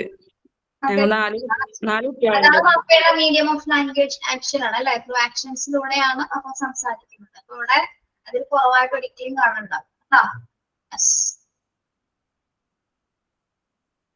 ഓക്കെ, അപ്പൊ നമ്മള് സ്പെഷ്യൽ എഡ്യൂക്കേഷൻസ് കണ്ടത്. സ്പെഷ്യൽ എഡ്യൂക്കേഷൻസ് കൊടുക്കുന്ന സ്പെഷ്യൽ നീഡ്സ് ആവശ്യമായിട്ട് വരുന്ന കുട്ടികൾക്കാണ് നമ്മുടെ, അതായത് അവരുടെ ഇൻഡിവിജ്വൽ ബേസിക് നീഡ്സ് അനുസരിച്ച് അവർക്ക് വേണ്ട രീതിയിലുള്ള കഴിവുകൾ പ്രോത്സാഹിപ്പിക്കാനുള്ള വിദ്യാഭ്യാസം നമ്മൾ പ്രൊവൈഡ് ചെയ്യുന്നു. ഇനി കോമൺ ആയിട്ടുള്ള സ്പെഷ്യൽ നീഡ്സ് ഏതൊക്കെയാണ് കുട്ടികളുടെ? പ്രത്യേകിച്ച് എങ്ങനത്തെ കുട്ടികളാണ് അതിൽ കാറ്റഗറിയിൽ വരുന്നത്? ഒന്ന് ലേണിംഗ് ഡിസബിലിറ്റീസ് ഉള്ള കുട്ടികളുണ്ടാവും അല്ലെ? ലേണിംഗ് ഡിസബിലിറ്റീസ് എന്ന് പറഞ്ഞാൽ പഠന വൈകല്യങ്ങളുള്ള കുട്ടികൾ. പഠന വൈകല്യം എന്ന് വെച്ചാൽ എന്താണ്? പഠന വൈകല്യം എന്നൊക്കെ വരാതില്ല. നിങ്ങൾ ഡിസ്ലെക്സിയ, ഡിസ്ഗ്രാഫിയ എന്നൊക്കെ പറഞ്ഞു കേട്ടിട്ടുണ്ടോ? അസുഖങ്ങള് ഡിസ്ലെക്സിയ എന്ന് കേട്ടിട്ടുണ്ടോ? എന്താണ് ഡിസ്ലെക്സിയ? എന്തിൽ നിന്ന് പഠിക്കാനുള്ള ബുദ്ധിമുട്ടാണ്? എന്ത് പഠിക്കാൻ പറ്റാത്തതിന്റെ ബുദ്ധിമുട്ടാണ് ഡിസ്ലെക്സിയ? ഓർമ്മിക്കാൻ, മനസ്സിലാക്കാൻ സാധിക്കാത്താണോ? മാത്തമാറ്റിക്കൽ ഡെഫിഷ്യൻസി ആണോ? ഓർമ്മയാണോ? റൈറ്റിംഗ് എബിലിറ്റീസ് കുറവുള്ളതാണോ ഡിസ്ലെക്സിയ? എഴുതാൻ ബുദ്ധിമുട്ടുള്ളതല്ലേ മാം? എഴുതാൻ ബുദ്ധിമുട്ടാണ്. ശരിയാണ്. ഇതിന്റെ ഒരു സിനിമ കണ്ടിട്ടുണ്ട് നിങ്ങൾ, താരെ സമീപർ മേൽഖാന്റെ. അതിൽ ആ കുട്ടിക്ക് ഡിസബിലിറ്റി ഉണ്ട്. എനിക്ക് ഡിസബിലിറ്റി ഡിസ്ലെക്സിയ എന്ന് പറഞ്ഞ ഒരു അസുഖമാണ്. എന്തിനായിരിക്കും അത് ഡിസ്ലെക്സിയ എന്ന് പറയുന്നത്? നമ്മുടെ ലേണിംഗ് ഡിസബിലിറ്റീസിന്റെ കാറ്റഗറീസ് തന്നെ അത്യാവശ്യം ഇതൊരു ന്യൂറോളജിക്കൽ ആയിട്ടുള്ള ഡിസോർഡർ ആണ് കേട്ടോ. ഡിസ്ലെക്സിയ എന്ന് പറയുന്നത് ന്യൂറോളജിക്കൽ ഡിസോർഡർ. അതായത് ഇവിടെ നമുക്ക് എഴുതാൻ പറ്റാത്ത അവസ്ഥ, റിട്ടേൺ ചെയ്യാൻ പറ്റില്ല. അതായത് ലാംഗ്വേജ് നമുക്ക് എഴുതാൻ പറ്റാത്ത ഒരു അവസ്ഥയാണ് ആ ലേണിംഗ് ഡിസബിലിറ്റി ആണ് ഡിസ്ലെക്സിയ എന്ന് പറയുന്നത്. ഇനി ഡിസ്ഗ്രാഫിയ എന്താണെന്നറിയോ? ഡിസ്ഗ്രാഫിയ എന്തായിരിക്കും? ഗ്രാഫിയ എന്ന് വെക്കുമ്പോ എന്തിനെ കുറിച്ചിട്ടായിരിക്കും വന്നിട്ടുള്ളത്? ഗ്രാഫിയ, ഗ്രാഫിയ, ഡിസ്ഗ്രാഫിയ, വരയ്ക്കാൻ പറ്റാത്തത് അല്ലെ? അല്ലെങ്കിൽ ഇല്ലുസ്ട്രേറ്റ് ചെയ്തൊന്നും ചെയ്യാൻ നമുക്ക് എന്തെങ്കിലും വരയ്ക്കാനോ ഇല്ലുസ്ട്രേറ്റ് ചെയ്യാനോ പറ്റാത്ത ഡിസബിലിറ്റി ആണ് ഡിസ്ഗ്രാഫിയ. ഇനി സിമ്പിൾ ആയിട്ട് മനസ്സിലാവും. ഡിസ്കാൽക്കുലിയ എന്തിനാണ്? എന്തൊരു ഡിസബിലിറ്റി ആണ് dyscalculia? വയ്യാത്താണോ? Dyscalculia, calculia, Calculation, yes, mathematical calculation. Disability ആണ് കേട്ടോ. Dyscalculia. Okay. അങ്ങനെ ലേണിംഗ് ഡിസബിലിറ്റീസ് തന്നെ ഒരു 7-8ഓളം അതേപോലെ വരുന്നുണ്ട് കേട്ടോ. പിന്നെ നമ്മൾ സൈക്കോളജിയിൽ ഒരു ചാപ്റ്റർ തന്നെയുണ്ട് ലേണിംഗ് ഡിസബിലിറ്റി എന്ന് പറയുന്നത്. ഈ ഓരോ അസുഖങ്ങളെ കുറിച്ചിട്ടുള്ള ഡീറ്റെയിൽ ആയിട്ട് എക്സ്പ്ലനേഷൻസ് പഠിക്കാനില്ല കേട്ടോ നിങ്ങൾക്ക്. ഓക്കെ. നെക്സ്റ്റ് കമ്മ്യൂണിക്കേഷൻ ഡിസബിലിറ്റീസ് ഉള്ള കുട്ടികളുണ്ട്. കമ്മ്യൂണിക്കേറ്റ് ചെയ്യാൻ പറ്റാത്തവർ അല്ലെ? അതിനാണ് നമ്മൾ സ്പീച്ച് തെറാപ്പിക്ക് കൊടുക്കുന്നുണ്ടല്ലേ. സ്പീച്ച് ഡിഫക്റ്റ് ഉള്ള കുട്ടികളാണ് അത്. അതിൽ സ്പീച്ച് ഡിഫക്റ്റ് എന്ന് പറയുമ്പോൾ പല കാര്യങ്ങളും വരാം. ഇപ്പൊ നിങ്ങള് ഈ വിക്കുള്ള ആൾക്കാരെ കണ്ടിട്ടില്ലേ? വിക്കി സംസാരിക്കുന്നവരെ വിക്ക് എന്നല്ല നമ്മളെ പറയുന്നത്. കണ്ടിട്ടുണ്ട്. അത് ഡിസബിലിറ്റി ആണ്. പക്ഷെ നമുക്കത് ട്രീറ്റ് ചെയ്താൽ മാറ്റാൻ പറ്റുന്നതാണ്. അത് ഓവർ ടെൻസ്ഡ് ആണ്. അവർക്ക് വാക്കുകൾ പറയുന്നതിന് മുൻപായിട്ട് ഓവർ ടെൻഷൻ വരുന്നുണ്ട്. ആ ടെൻഷൻ വരുന്ന സമയത്ത് നമ്മളുടെ നാവിൻ തുമ്പിൽ നിന്ന് ആ വാക്ക് പ്രൊനൗൺസ് ചെയ്യാൻ പറ്റാത്ത സിറ്റുവേഷൻ ആണ്. ഓക്കെ. ഇനി അതേപോലെ തന്നെ ചിലവരെ സംസാരിക്കുമ്പോൾ നിങ്ങൾ കണ്ടിട്ടുണ്ടാവും വിക്കല്ല അത്. പിന്നെ ഇങ്ങനെ തപ്പി വർത്താനം പറയുന്ന ആൾക്കാരാണല്ലേ. അടുത്ത ഡയലോഗ് കിട്ടാനായിട്ട് സമയം എടുക്കുന്ന ആൾക്കാരെ. ഒരു ഡയലോഗ് പറഞ്ഞിട്ടുണ്ടാവും, അടുത്തതിന് വേണ്ടി അവര് ഒന്ന് ടെൻസ്ഡ് ആവും. അത് സെയിം അവിടെയും ടെൻഷൻ, ഫിയർലെസ് ആയിട്ടുള്ള ബിഹേവിയർ ഒക്കെ ഒരിക്കൽ വരും. അതായത് അടുത്ത സെന്റൻസ് പറയാൻ ചിലപ്പോൾ ഒരു പ്രത്യേക ഇടവേള അവർക്ക് എടുക്കുന്നില്ല, ഒരു പ്രത്യേക ടൈം ഇന്റർവെൽ വന്നിരിക്കും. അങ്ങനെയുള്ള ആൾക്കാരുണ്ട്. കമ്മ്യൂണിക്കേഷൻ ഡിസബിലിറ്റി ആണ്. പിന്നെ അതെന്താണ്? ഒരു അക്ഷരം പറഞ്ഞ് അല്ലെങ്കിൽ ഒരു വേർഡ് പറഞ്ഞ് കുറച്ച് കഴിയുമ്പോൾ പിന്നെ ഒന്നും പറയുന്നു. ഒരു വേർഡ് പറഞ്ഞിട്ടുണ്ടാവും, പിന്നെ അടുത്ത വേർഡ് പറയാനായിട്ടുള്ള ടെൻഡൻസി അതിന് വരുന്നില്ല. ഓക്കെ. അങ്ങനെയുള്ള ആൾക്കാരുണ്ട്. പിന്നെ എന്താണ്? കുറച്ചു നേരം സംസാരിക്കും, പിന്നെ സംസാരിക്കാൻ പറ്റും. കുറച്ചു നേരം കണ്ടിന്യൂസ് ആയിട്ട് സംസാരിച്ചുകൊണ്ടിരിക്കും, പിന്നെ എന്താണ്? പിന്നെ ആള് മൗനമാണ്. പിന്നെ നമ്മൾ എത്ര പറഞ്ഞാലും എന്താണ്? അതിലേക്ക് സംസാരിക്കാൻ പറ്റും. അങ്ങനെ പല കമ്മ്യൂണിക്കേഷൻ ഡിസബിലിറ്റീസ് ഉള്ള ഒരുപാട് കേസുകളുണ്ട്. മാം, ചില കുട്ടികൾക്ക് വാക്കുകൾ ചിലപ്പോ കിട്ടില്ല. എന്റെ മോൾക്ക് തന്നെ റായിക്കില്ലേ, അതങ്ങനെ പറയാനായിട്ട് ഒരു ബുദ്ധിമുട്ടുണ്ടാവും. എനിക്ക് പ്രായം പറഞ്ഞിട്ടുണ്ടായിരുന്നു, 12 വയസ്സ് വരെയാണ് പറഞ്ഞാക്കണേ. അപ്പൊ ഇപ്പൊ കുഴപ്പമില്ല, അപ്പൊ ശരിയായി. ഇതൊന്നും പ്രശ്നമില്ല. ചില അക്ഷരങ്ങൾ അങ്ങനെയുണ്ട്. പ്രത്യേകിച്ച് നമ്മുടെ മലയാള അക്ഷരം ഡിഫിക്കൽട്ട് ആണ് അല്ലെ. അത് ഡിസബിലിറ്റിയിൽ വരില്ല കേട്ടോ. അത് അവര് പ്രാക്ടീസ് കൊടുത്താൽ മാറാവുന്ന കാര്യമാണ്. പക്ഷെ ചിലത് ഇത് കണ്ടിന്യൂസ് ആയിട്ട് എത്ര പ്രാക്ടീസ് കൊടുത്താലും മാറാത്ത കാറ്റഗറിയിലുള്ള കുട്ടികളുണ്ട്. അതൊക്കെയാണ് കമ്മ്യൂണിക്കേഷൻ ഡിസബിലിറ്റീസ് വരുന്നത്. ഇനി നെക്സ്റ്റ് വരുന്നത് emotional and behaviour disorders. Emotional and behavioural disorders എന്താണത്? സ്വഭാവത്തില് പെരുമാറ്റത്തിലുള്ള ഒരു ഡിസോർഡർ. മാനസികമായിട്ടുള്ള ബുദ്ധിമുട്ടുണ്ട് അല്ലെ. ബിഹേവിയർ ഡിസോർഡേഴ്സ് എന്ന് പറയുമ്പോൾ പല രീതിയിൽ പല അസുഖങ്ങളുണ്ട് അല്ലെ. അതിൽ ചിലപ്പോ ഈ ഓർമ്മക്കുറവ് എന്ന് പറയുന്നത് ഒരു ബിഹേവിയർ ഡിസോർഡർ ആണ്. ഓർമ്മക്കുറവ്, മറന്നു പോകുന്നത്.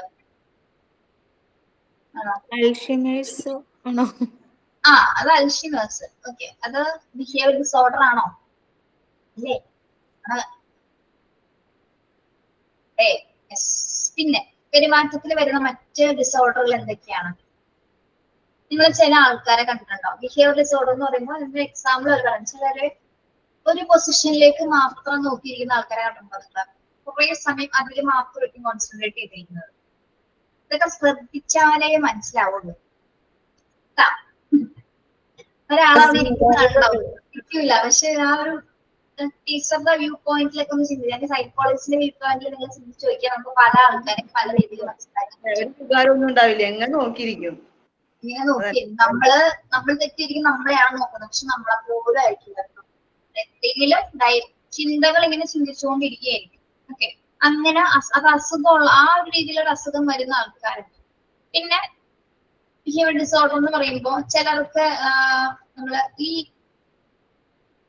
റെസ്റ്റ്ലെസ് ആയിട്ടുള്ള ആൾക്കാരെ കണ്ടിട്ടില്ല, റെസ്റ്റ്ലെസ് ആയിട്ടുള്ള കുട്ടികളെ കണ്ടിട്ടില്ലേ, അപ്പോഴത്തെ ഇവിടെ അടങ്ങി ഇരുന്നില്ല, എന്നും എപ്പോഴും അക്രമോ പ്രശ്നമോ. ആണോ? ആ, ഹൈപ്പർ ആക്ടിവിറ്റി, ADHD എന്നൊക്കെ പറഞ്ഞ് നമുക്ക് പറയാം അല്ലെ. Hyper ADHD, hyper activity disorder, അതന്നെ. Yes, okay. അങ്ങനെയുള്ള കുട്ടികളെ റെസ്റ്റ്ലെസ് ആയിട്ട് നമ്മളെ ചിലപ്പോൾ നമ്മുടെ കുട്ടികളെ തോന്നുന്നു പെട്ടെന്ന് ഓടി ചാടി ജനലിന്റെ മുകളിലേക്ക്, ഇവിടെ ജനലിന്റെ മുകളിലാണ് നിൽക്കണമെങ്കിൽ കുറച്ചേരം കഴിയുമ്പോൾ അതിന്റെ അപ്പുറത്തെ മുകളിൽ ചിലപ്പോ വെന്റിലേഷന്റെ മുകളിൽ വരെ കയറിയിട്ടുണ്ടാണ് അല്ലെ. ഇതിങ്ങനെ മാറി പറഞ്ഞു പെട്ടെന്ന് അറിയും, പെട്ടെന്ന് പക്ഷെ മൈന്യൂട്ട് ആയിട്ട് വളരെ സെക്കൻഡ്സുകൾക്കുള്ളിൽ കുട്ടികൾ എന്ത് ചെയ്യും, പെട്ടെന്ന് ഇങ്ങനെ കാണിച്ചു പറ്റും. പക്ഷെ അത് നമ്മള് ഒരു പരിധി വരെയൊക്കെ നമ്മള് ചില കുട്ടികൾക്ക് ഒരു ഏജ് വരെ ഉണ്ടാവുള്ളൂ, പക്ഷെ ചിലവർക്ക് ഇത് മാറാതെ നിൽക്കും. പിന്നെ നമ്മൾക്ക് ഞാൻ പഠിപ്പിച്ച സ്കൂളിൽ ഒരു കുട്ടി ഉണ്ടായിരുന്നു, ക്ലാസ് എടുക്കുന്ന സമയത്ത് നമുക്ക് ക്ലാസ്സിൽ നിന്ന് ഇറങ്ങി ഓടിക്കളയും. ക്ലാസ്സിൽ നിന്ന് ഇറങ്ങി ഓടി ഗേറ്റ് തുറന്ന് ഗേറ്റിന്റെ അവിടെ സെക്യൂരിറ്റി ആരെങ്കിലും ഇല്ലെന്നാണെങ്കിൽ ഞങ്ങൾ ഗേറ്റ് തുറന്ന ആളെ പുറത്തോട്ട് പൊക്കളി. അങ്ങനെ പുറത്ത് പല പ്രാവശ്യം പോലെ രാത്രി 12 മണിക്ക് പുറത്ത് പോയിട്ടുണ്ടെന്ന് പറയാം. വീട്ടിൽ നിന്ന് പുറത്ത് പോകുന്നത് പോലെ സ്കൂളിൽ നിന്ന് എന്താണ് നമ്മള് ക്ലാസ് എടുത്തുകൊണ്ടിരിക്കും, പെട്ടെന്ന് കുറെ നേരം ഇങ്ങനെ നോക്കിയിരിക്കുന്നത് കണ്ടാൽ മനസ്സിലാവും നമ്മൾ പോവാൻ നിൽക്കുകയാണെന്ന്. ഇറങ്ങി ഓടിക്കളയും ക്ലാസ്സിൽ നിന്ന്. എല്ലാം തന്നെ ബിഹേവിയർ ഡിസോർഡേഴ്സ് ആണ്. അപ്പൊ മാനസികമായിട്ട് എന്തൊക്കെയോ ഇറിറ്റേഷൻസ് വരുമ്പോഴാണ് അതിൽ നിന്ന് ചിലപ്പോ മറികടക്കാൻ വേണ്ടി കുട്ടി ഉപയോഗിക്കുന്ന ഒരു തന്ത്രമായിരിക്കും അവൻ അവിടുന്ന് ആ ഒരു ചുറ്റുപാടിൽ നിന്ന് ഇറങ്ങി പോകുന്നത്. എന്തിന്റെ കാരണങ്ങൾ കൊണ്ടാണ് രൂപപ്പെടുന്നത് വെച്ചാൽ പല കാരണങ്ങളുണ്ടാവും. ചിലപ്പോൾ അവൻ എന്തെങ്കിലും പാസ്റ്റ് എക്സ്പീരിയൻസ് ഉണ്ടാവാം, എന്തെങ്കിലും കണ്ട് പേടിച്ചിട്ടുണ്ടാവാം, അങ്ങനെ എന്തെങ്കിലും. കുട്ടികൾക്ക് ചൈൽഡ്ഹുഡിൽ കിട്ടുന്ന എക്സ്പീരിയൻസ് ചിലർക്ക് മാറൂല അല്ലെ. ചൈൽഡ്ഹുഡിൽ ചിലപ്പോ ബാഡ് ആയിട്ടുള്ള എന്തെങ്കിലും എക്സ്പീരിയൻസ് ഉണ്ടെങ്കിൽ അതിൽ നിന്ന് നമുക്കൊരു ഫിയർലെസ് ബിഹേവിയർ നമുക്ക് സ്വമേധയാ രൂപപ്പെടും. ഒരു പേടി രൂപപ്പെട്ട് കഴിഞ്ഞാൽ, പേടിയാണ് മനുഷ്യനെ കൊല്ലുന്ന ഒരു സാധനം അല്ലെ. അത് കുഞ്ഞാണെങ്കിലും മുതിർന്നവരാണെങ്കിലും നമ്മൾ പേടിച്ചു പോയി കഴിഞ്ഞാൽ നമ്മൾ പിന്നെ ഒന്നിനും കൊള്ളില്ല, ശരിയല്ലേ? പേടി വന്നു കഴിഞ്ഞാല് അതെ. അപ്പൊ അങ്ങനെ ചിലപ്പോ അങ്ങനെ എന്ത് ചെയ്യാം. അപ്പൊ ചിലവര് പറയുന്നത് എന്താണ്, രാത്രി എന്തോ കണ്ട് പേടിച്ചിട്ടാണ് അങ്ങനെ സംഭവിച്ചതെന്ന് പറയുന്നത്. നമുക്കറിയില്ല സത്യം എന്താണെന്ന് അറിയില്ല. കാരണം അവൻ എവിടെയോ രാത്രി എവിടെയോ വെച്ച് കണ്ടു, ആൾക്കാരെ എവിടെയോ നിൽക്കുന്ന കണ്ടത്, ഒരു പറമ്പിലോട്ട് ഇങ്ങനെ നിൽക്കുന്ന കണ്ടിട്ട് വീട്ടിൽ കൊണ്ടുപോയി ആക്കിയതിനു ശേഷമാണ് പിറ്റേ ദിവസം തുടങ്ങി, അല്ലെങ്കിൽ രണ്ടു ദിവസം ആള് നിൽക്കുന്നുണ്ടായില്ല. എത്രയും പഠിക്കുന്ന കുട്ടിയാന്നറിയോ നിങ്ങക്ക്? ഞാൻ പഠിപ്പിക്കുമ്പോൾ 8ാം ക്ലാസ്സിലായിരുന്നു അവിടെ. 8ാം ക്ലാസ്സിൽ മലയാളം മീഡിയം ആയിരുന്നു. മലയാളം മീഡിയം ഒരു ക്ലാസ് ഉണ്ട് അവിടെ. A ഡിവിഷൻ മലയാളം മീഡിയമാണ്, ബാക്കി 8 ഡിവിഷൻസും ഇംഗ്ലീഷ് മീഡിയമാണ്.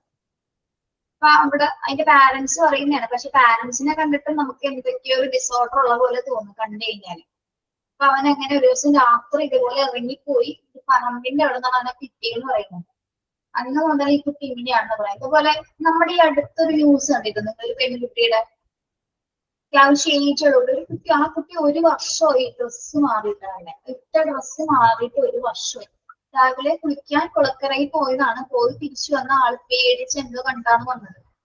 ആ ഡ്രസ്സ് മാറിയിട്ടില്ല. എന്നിട്ട് നമ്മളെ ഈ ആരോഗ്യ ഹെൽത്ത് കെയർ മേഖലയിൽ എന്തെങ്കിലും ശുശ്രൂഷിക്കുന്ന ആൾക്കാർ വന്ന് ഈ കുട്ടിയുടെ വിവരം അറിഞ്ഞതിന് ശേഷം ഡ്രസ്സ് മുഴുവൻ ജീർണിച്ചു, കീറി പറഞ്ഞ് ഇവിടെയൊക്കെ കീറി ഈ ഒരു ഭാഗം മാത്രം എങ്ങനെയോ കവർ ചെയ്തിരിക്കും. ഓക്കെ, അതായത് ആ വീഡിയോ കണ്ടവർക്ക് അറിയാൻ പറ്റും. യൂട്യൂബിലും ഇൻസ്റ്റാഗ്രാമിലൊക്കെ ഉണ്ടായിരുന്നു, ഫേസ്ബുക്കിലൊക്കെ ഉണ്ടായിരുന്നു. അതുപോലെ എന്റെ കുടുംബത്തിലുണ്ട് ഒരു കുട്ടി, 5 വയസ്സുള്ളപ്പോ പൂച്ചേനെ കണ്ടിട്ട് പേടിച്ചതാ, പെൺകുട്ടിയാ. ഇപ്പം പക്ഷെ 22 വയസ്സായി.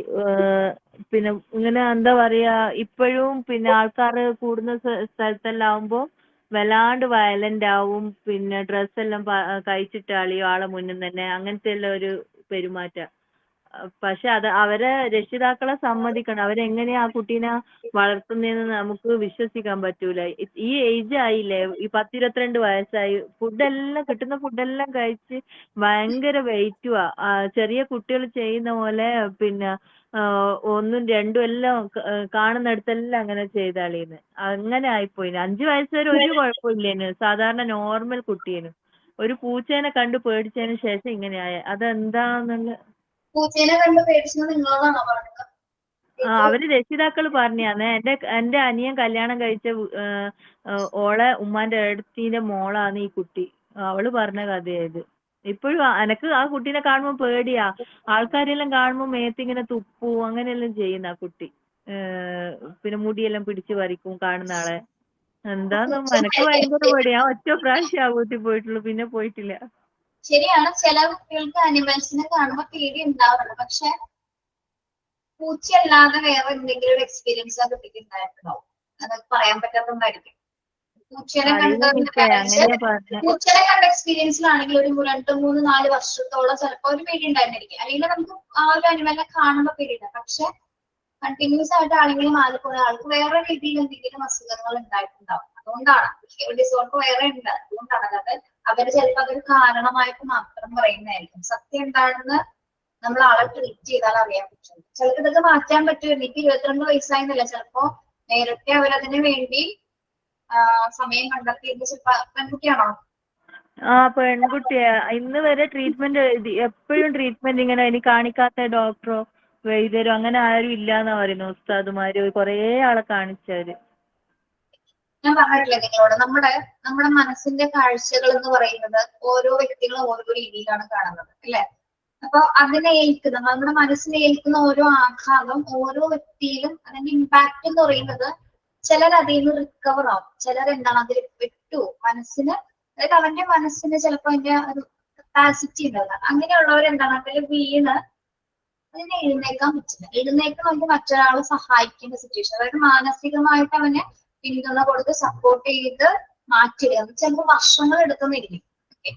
അതാണ് നമ്മുടെ മനസ്സിന്റെ കുഴപ്പമാണ്. നമ്മുടെ മനസ്സ് എവിടെ വേണമെങ്കിലും പറ്റിപ്പിടിക്കുന്ന ഒരു സാധനമാണ് അല്ലെ? അതായത് ഏറ്റവും കൂടുതൽ നമ്മുടെ മനസ്സ് ഏറ്റവും കൂടുതൽ ഉപയോഗിക്കുന്ന ഒരു കാര്യം എന്ന് പറയുന്നത് ഫിയർ ആണ് അല്ലെ? ഫിയർ പെട്ടെന്ന് വരുന്ന ഒരു സാധനമല്ലേ ഫിയർ? പെട്ടെന്ന് വരും. നമുക്ക് പെട്ടെന്ന് നമ്മൾ പോലും അറിയാതെ നമ്മളുടെ ഉള്ളിലേക്ക് പിടിക്കുകയാണ്. അതുപോലെ എന്റെ മോളെ ഞങ്ങൾ തിയേറ്ററിൽ സിനിമ കാണാൻ പോയി. മഞ്ഞുമൽ ബോയ്സ് ഇല്ലേ? ഇത് കാണാൻ പോയിട്ട് അത് കുഴിയില് വീടുണ്ടായല്ലോ മറ്റേ ആള്. അപ്പൊ അത് വീണ് പിന്നെ അത് കടന്നൊരു രക്തമൊക്കെ പിടിച്ചിട്ട് അങ്ങനെ കിടക്കണ ഒരു സീൻ കണ്ടില്ലേ? അത് കണ്ടോടും കൂടി മോള് ആകെ പ്രശ്നമായി. അവളൊന്നും പിന്നെ ഒരു വികാരം ഇല്ല, വെറുതെ ഇങ്ങനെ സ്റ്റില്ലായിട്ട് ഇരിക്കുക. ഒരു തിയേറ്ററിൽ പോയി കണ്ടു. അത് എല്ലാം കഴിഞ്ഞ് അവളെ വിളിച്ചിട്ട് അവൾക്ക് ബോധമൊക്കെ ഉണ്ട്. പക്ഷെ അവള് മിണ്ടാണ്ട് ഇരിക്കുകയാണ്. ഒരു ആഴ്ചയോളം അങ്ങനെ മിണ്ടാണ്ട് ഇങ്ങനെ ഇരിക്കുകയാണ്. ആകെ പേടിച്ചു. പിന്നെ ഇത് അവള് തിയേറ്ററിൽ കൂട്ടാൻ സമ്മതിക്കില്ല. ഞാൻ വരില്ല എന്നാണ് പറയണത്. ഇപ്പോഴും അങ്ങനെ തന്നെയാ ആളിങ്ങനെ. ആ പടം കണ്ടോടുകൂടി ആകെ മനസ്സൊക്കെ ആകെ ഇത് പോയി അവളുടെ. എന്റെ മോനാ സിനിമ കാണുന്ന പേടിയാണ്. മഞ്ഞുമൽ ബോയ്സ് വെക്കണ്ടെന്ന് പറയും. അതെ ആ വീട്ടിലെ ബാക്ക്ഗ്രൗണ്ടിന്റെ ശബ്ദം കേൾക്കുമ്പോ പേടിയാവണം. പക്ഷെ ആ പേടി മാറ്റില്ലെങ്കിൽ ഇവിടെ എന്തും പേടിച്ചിരിക്കുള്ളൂ. ഞാൻ പറഞ്ഞു കൊടുത്തിപ്പോ ആ സിനിമ ആണ്. ഇപ്പൊ കുഴപ്പമില്ല. ആദ്യം ഭയങ്കര ബുദ്ധിമുട്ട്. ആ സിനിമയുടെ ആ ഒരു ബാക്ക്ഗ്രൗണ്ട് സ്കോർ തന്നെ നമുക്ക് കേൾക്കുമ്പോ പേടിയാവും. അല്ല മലയും ഇതൊക്കെ വരുമ്പോ പിന്നെ പെട്ടെന്നാണ് ആ ഇൻസിഡന്റ് ആ കുഴിയിലേക്ക് വീഴുന്ന ഒരു സംഭവമാണ്. അപ്പൊ നമുക്കാണെങ്കിലും ഫസ്റ്റ് ഓഫ് ഓൾ കണ്ടപ്പോ ഒന്നാമത് റിയൽ സ്റ്റോറി ബേസ്ഡ് ആയിട്ടുള്ള കഥയല്ലേ? റിയൽ സ്റ്റോറിയാണ്. നമ്മളപ്പോ ആദ്യം ചിന്തിക്കുന്നത് ഈ റിയൽ ആയിട്ട് വീണ ആളെയാണ്. ഒരിക്കലും അവിടെ ശ്രീനാഥ് വാസി വീണതല്ല നമ്മൾ നോക്കുന്നത്. ശരിക്കും ഇത് നടന്ന സംഭവത്തിൽ ഉൾക്കൊണ്ടാണ് നമ്മൾ ആ സിനിമ കാണുന്നത്. അപ്പൊ ചിലരത് ഉള്ളിലോട്ട് എടുത്ത് കാണുന്നവരിക്കും ശരിക്കും പേടി. എനിക്ക് ഫസ്റ്റ് കണ്ടപ്പോ എനിക്കൊരു പേടി തോന്നി. സത്യമായിട്ടാ. പേടി മീൻസ് നമുക്ക് നമ്മൾ അതിലേക്ക് ഇൻഡെപ്റ്റ് ആയിട്ട് ആ ഒരു കഥയിലേക്ക് ഇറങ്ങിപ്പോയി. അതായത് അത് റിയൽ ആയിട്ട് നടന്നുകൊണ്ട് സംഭവിച്ചതിനെക്കൂടെ പേടിയായിരുന്നു നമുക്ക്. കണ്ണ് തുറക്കല്ലേ, പെട്ടെന്നൊരു കണ്ണ് തുറക്കലുണ്ടായില്ലേ? അപ്പൊ പേടിച്ചു അതിലാണ് പെട്ടത്. ആ കണ്ണ് തുറന്നു. പെട്ടെന്ന് എന്തോ അവ വിളിച്ചപ്പോ അവൻ പെട്ടെന്നൊരു കണ്ണ് തുറക്കുന്നുണ്ട്. മൊത്തം ബ്ലഡ് ആണല്ലോ മുഖത്ത്. അതോടുകൂടി ആളുടെ ഫേസ് പോയി. അല്ലെങ്കിൽ മാനസിക നില തെറ്റാൻ 1 സെക്കൻഡ് മതിയെന്ന് പണ്ടുള്ള വയസ്സന്മാരും അറിയും. പേടിച്ചിട്ട് കുട്ടികളെ പേടിപ്പിക്കരുതെന്ന് അറിയും.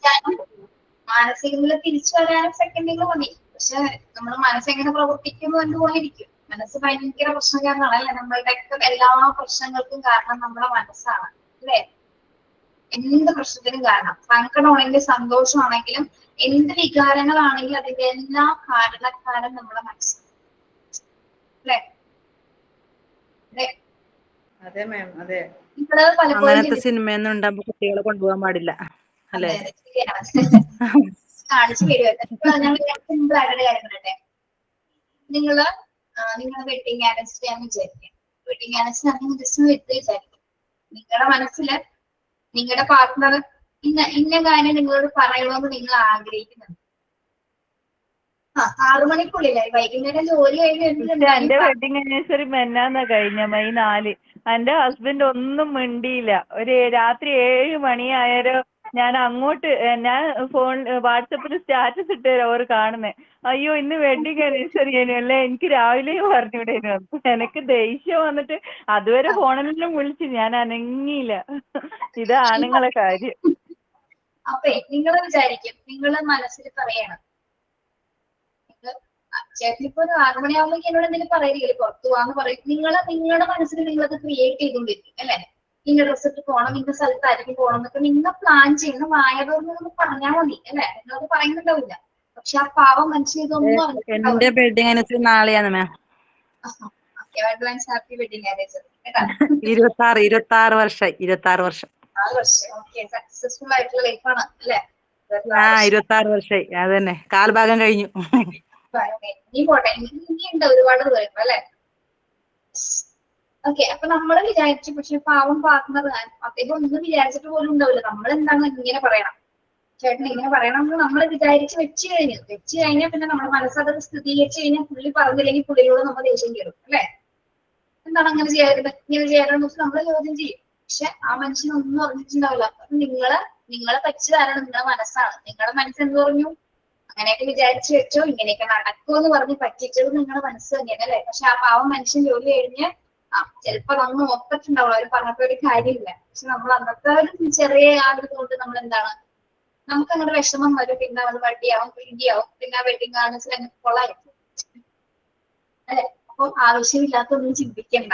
മറ്റുള്ളവരുടെ മനസ്സിൽ എന്താണെന്ന് നമുക്ക് അറിയാൻ പറ്റില്ല അല്ലെ. പക്ഷെ നമ്മുടെ ആകെ പ്രതീക്ഷ ഓരല്ലേ നമ്മുടെ പിന്നെ എന്താ പറയാ വെഡിങ് ആനിവേഴ്സറി ഇങ്ങനെ ആശംസിക്കൂന്ന് വിചാരിച്ച് നമ്മൾ വെയിറ്റ് ചെയ്ത് രാത്രി വരെ എത്തിച്ച് ലാസ്റ്റ് ഒരു ബോംബ് പോലെ പൊട്ടിക്കാം. എന്ത് പറയാനാണ് അല്ലെ. അപ്പൊ എന്താണ്, ആഗ്രഹങ്ങളോ കാര്യങ്ങളോ മനസ്സിൽ തോന്നുകയാണെങ്കിൽ മനസ്സിൽ വെക്കാണ്ട് വായ തുറന്ന് പറഞ്ഞു കഴിഞ്ഞാൽ തീർന്നു. പക്ഷെ അപ്പോഴും പ്രശ്നമുണ്ട്, വായ തുറന്ന് പറയുമ്പോ പറയേണ്ട രീതിയിൽ പറഞ്ഞില്ലെങ്കിലും പ്രശ്നം അല്ലെ. അതിന് ദേഷ്യത്തിന്റെ ടോൺ കൊടുത്ത് സ്ട്രെസ് ഒക്കെ കൊടുത്ത് കഴിയുമ്പോ നിങ്ങൾ വേറെ രീതി പറയില്ലേ. കാമായിട്ട് പറയേണ്ട കാര്യം നിങ്ങൾ ഭയങ്കര ദേഷ്യത്തിൽ പറഞ്ഞു കഴിഞ്ഞാൽ പരിപാടി കഴിഞ്ഞു അല്ലെ. അങ്ങനെ പറയരുത്. അതെല്ലാം ചെയ്യിക്കുന്നത് നമ്മുടെ മനസ്സ് തന്നെയാണ് അല്ലെ. അപ്പൊ അതിനെ നിയന്ത്രിക്കാൻ ആദ്യം പഠിച്ചു കഴിഞ്ഞാൽ നമ്മൾ ഒരു പരിധി വരെ രക്ഷപ്പെടും. മനസ്സിന് നിയന്ത്രിക്കാൻ പറ്റാത്തവരെ പട്ടുകുഴിയിൽ വീണ് അവിടൊക്കെ തന്നെ. അങ്ങനെയാണ് പലരും സംഭവിക്കാറ്. അപ്പൊ മനസ്സിനെ നിയന്ത്രിക്കുക എന്ന് പറയുന്ന അധ്യാപികയെ സംബന്ധിച്ചിടത്തോളം ഏറ്റവും അത്യാവശ്യമായ കാര്യമാണ്. നമ്മുടെ അക്കാദമിക് ലൈഫ് ഇതുപോലെ കൊണ്ടുപോകണമെങ്കിൽ നമ്മള് നല്ല രീതിയിൽ നമ്മുടെ മനസ്സിനെ കൺട്രോൾ ചെയ്യേണ്ടതുണ്ട്. എന്തോ പറഞ്ഞോ. ഞാൻ ആദ്യം ഇതുപോലെ തന്നെ സസ്പെൻസ് ആക്കിയിട്ട് ഇപ്പൊ എന്നെ വിഷയം എന്നൊക്കെ വിചാരിച്ചിരിക്കും. ഇപ്പൊ ഞാൻ അങ്ങനെ ചെയ്യാറേ ഇല്ല. ഒരാഴ്ച മുമ്പേ ഞാൻ ഡേറ്റ് പറയാൻ തുടങ്ങി. അപ്പൊ അത് നല്ല കാര്യമില്ലേ, ആ പ്രശ്നം അവിടെ തീർന്നപ്പോ പറഞ്ഞിട്ടുണ്ടെന്നുള്ള ഒരു ഓർമ്മയില് ചിലപ്പോ അതൊക്കെ അങ്ങനെയാണ് അല്ലെ. കുറച്ച് ലൈഫ് അങ്ങനെ പോയി കഴിഞ്ഞാൽ അങ്ങനെയായിരിക്കും. പിന്നെ നമ്മളത് അഡ്ജസ്റ്റ് ചെയ്തൊക്കെ പോകും. നിങ്ങൾ നിങ്ങളുടെ മനസ്സിനെ പാകപ്പെടുത്തുക, അപ്പൊ അവരും ശരിയായിക്കോളും കേട്ടോ. ഓക്കെ, അപ്പൊ ബാക്കി അടുത്തത് നേച്ചർ ഓഫ് എഡ്യൂക്കേഷൻ സൈക്കോളജി അടുത്ത ക്ലാസ്സിൽ എടുക്കോട്ടോ.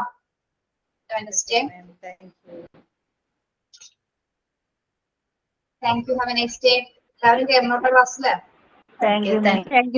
Thank you ma'am. Thank you ma'am.